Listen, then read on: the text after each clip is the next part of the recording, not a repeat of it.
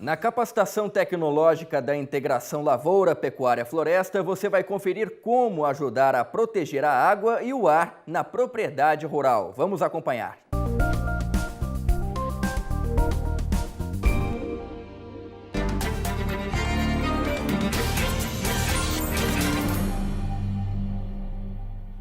Olá, pessoal. Nós vamos conversar agora sobre os serviços ambientais que a gente consegue recuperar trabalhando com sistemas silvopastoris. Muita gente pensa, o que são os serviços ambientais? Da mesma forma que a gente respira e o pulmão se expande, se contrai, o coração bate e a gente precisa do corpo funcionando para a gente ter saúde, a natureza também precisa estar provendo uma série de recursos, de processos, para a gente poder ter uma vida confortável nesse planeta. Então, resumindo, a gente considera que serviços ambientais são os benefícios que as pessoas, nós, recebemos dos ecossistemas. A respeito da purificação da água, o que é interessante nos sistemas, né? A gente tem plantas com raízes muito profundas e essas raízes profundas vão fazer com que nutrientes que são carreados para porções mais profundas do solo não sejam perdidas para o lençol freático, por exemplo, mas que venham a ser reciclados e disponibilizados de novo para as plantas herbáceas que fazem parte desse sistema. Você vai diminuir a lixiviação e o escorrimento superficial, evitando que os sedimentos, né, sejam carregados para os cursos d'água, por exemplo. Então, só para comparar, esse slide é do Odo Primavesi, um colega nosso da Pecuária Sudeste que se aposentou há pouco tempo. Ele mostra aqui o sistema radicular de plantas anuais e perenes. Então, vocês veem que as plantas perenes, por elas estarem explorando esse solo por um tempo muito mais longo, elas têm possibilidade de avançar com as raízes a grandes profundidades do solo. Em média, as árvores têm uma raiz mais profunda do que arbustos, que têm raízes mais profundas que gramíneas, que têm raízes mais profundas do que as culturas anuais, as plantas de cultivos anuais. Então, a gente tem um estudo feito com dados do mundo inteiro que mostrou que árvores e arbustos têm de 4 a 6 vezes mais possibilidade de ter raízes que ultrapassam 4 metros de profundidade no solo, tá certo?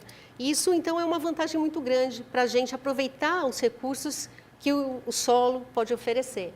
Esse trabalho foi feito na Exalc recentemente e ele mostrou a ocupação dos solos por raízes de eucaliptos grandes, eucalipto seminal, feito a partir de semente, não clonal. Então, vocês veem que com 1 ano de idade, o eucalipto já tinha raízes atingindo 6 metros de profundidade no solo. Então, ele vai mesmo explorar o que tem lá e evita com isso que muitos nutrientes sejam perdidos também. E depois a serrapilheira recicla isso para as outras plantas. Esse aqui é um exemplo ainda mais extremo de eucalipto na Austrália. É um estudo recente que mostrou que o eucalipto que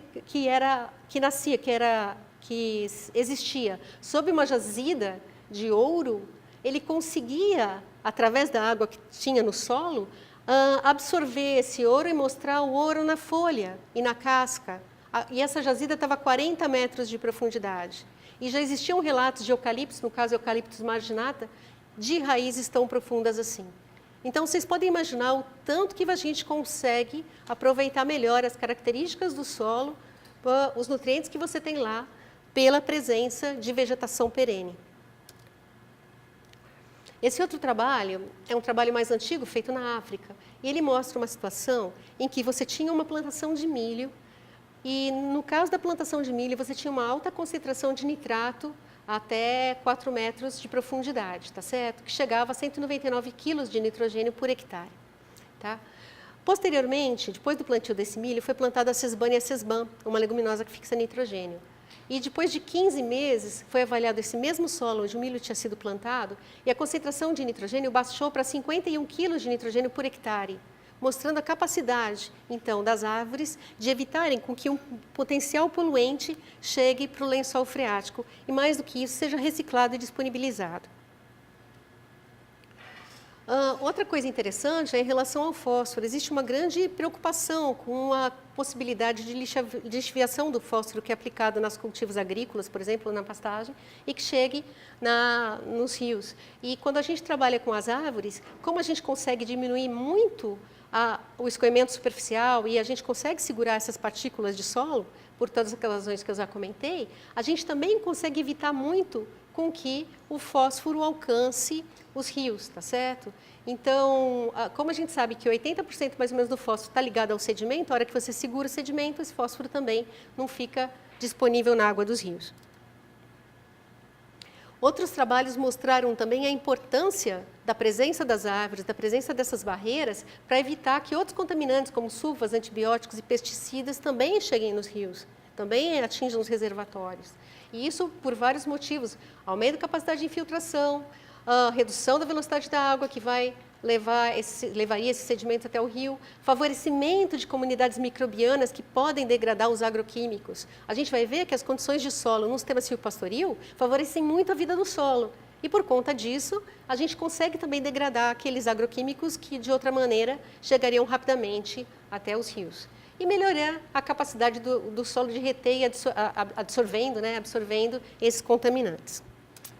Bom, então, como eu já comentei antes, a vegetação é super importante, logo no início, para a gente diminuir a variação de temperatura e de umidade.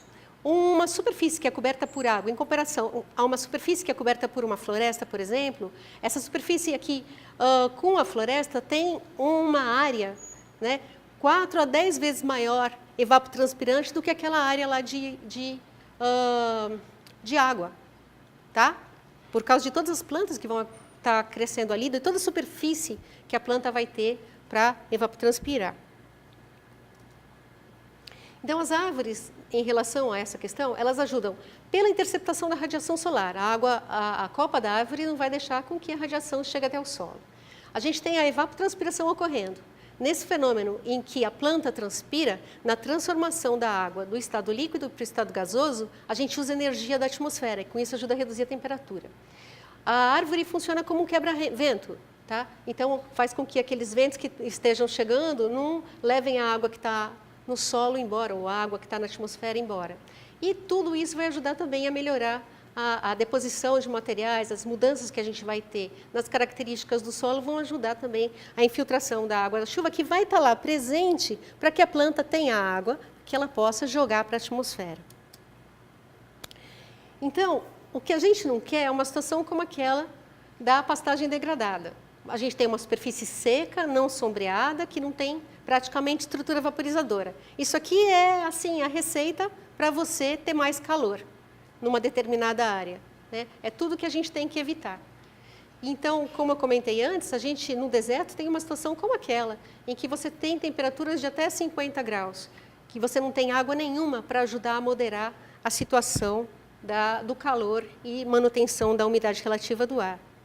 Bom, como vocês sabem, o ar ele precisa de uma determinada quantidade de água para saturar. E a quantidade de água que é necessária para saturar cada metro cúbico de água, ela aumenta exponencialmente a partir de 30 graus Celsius.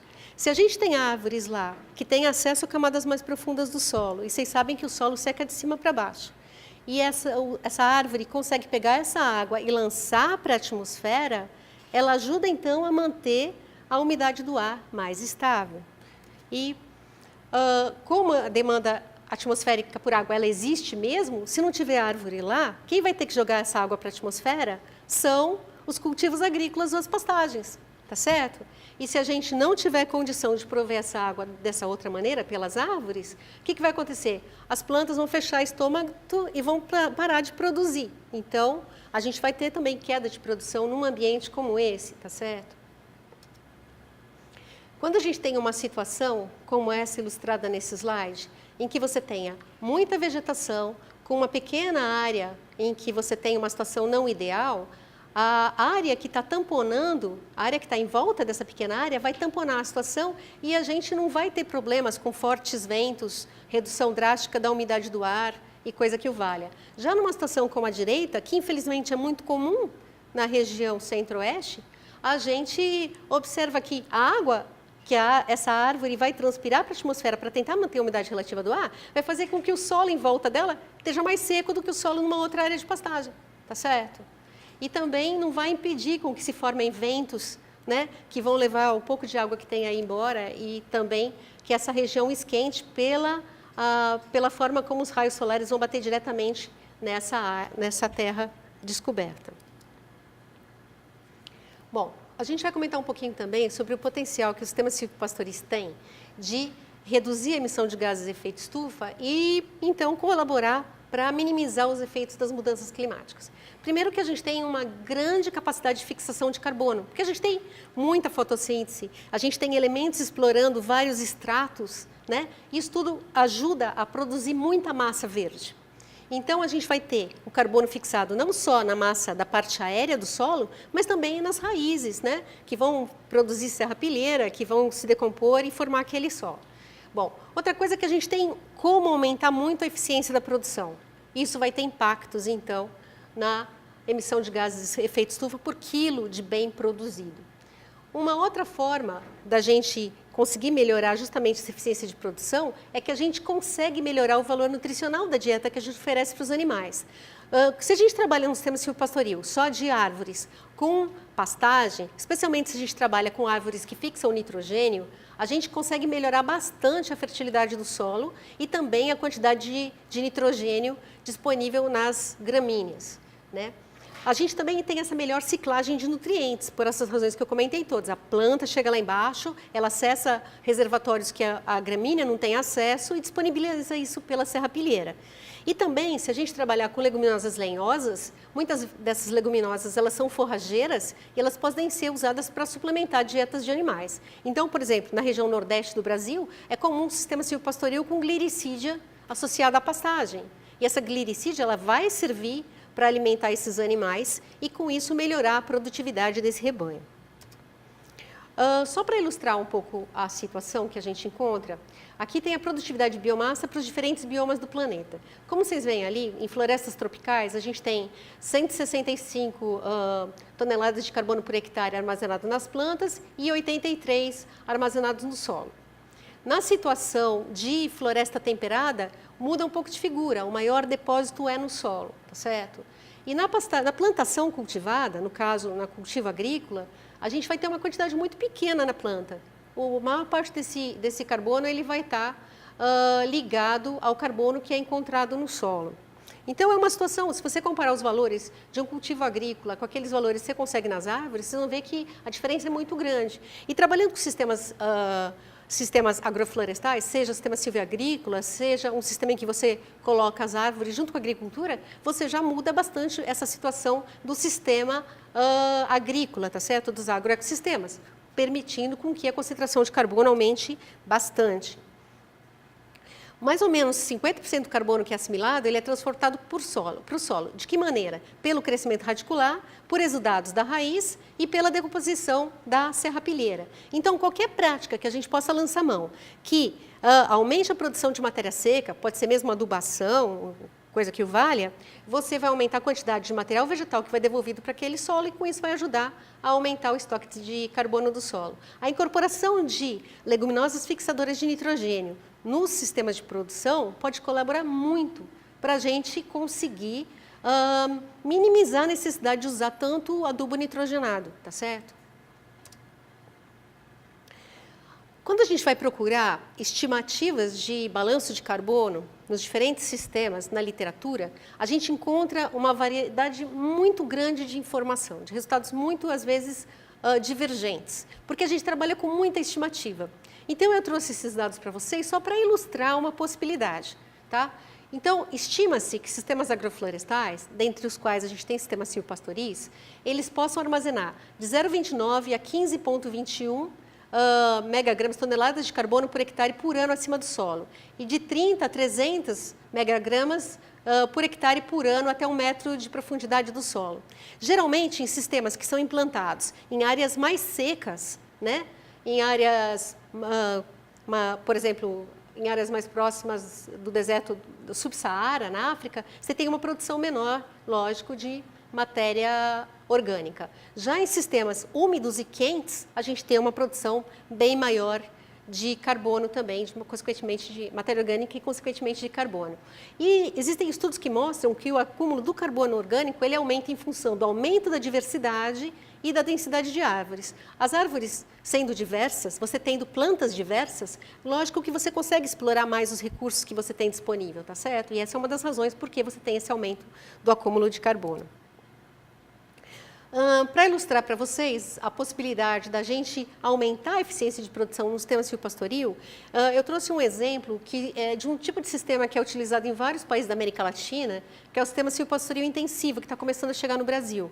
Tem algumas experiências em Minas Gerais e alguma coisa na região norte, em que você combina, então, as pastagens, uma alta densidade de leucena, ou então titônia, que é uma não leguminosa, mas é uma planta que acumula fósforo, e você coloca também, ou não, pode colocar espécies florestais madeireiras também. Bom, nesse caso desse estudo, que foi feito na Colômbia, foi possível aumentar a taxa de lotação da pastagem convencional de 0,5 UA por hectare para 1,5 UA por hectare na pastagem melhorada, chegando a 3 UA por hectare no sistema silvopastoril intensivo, né?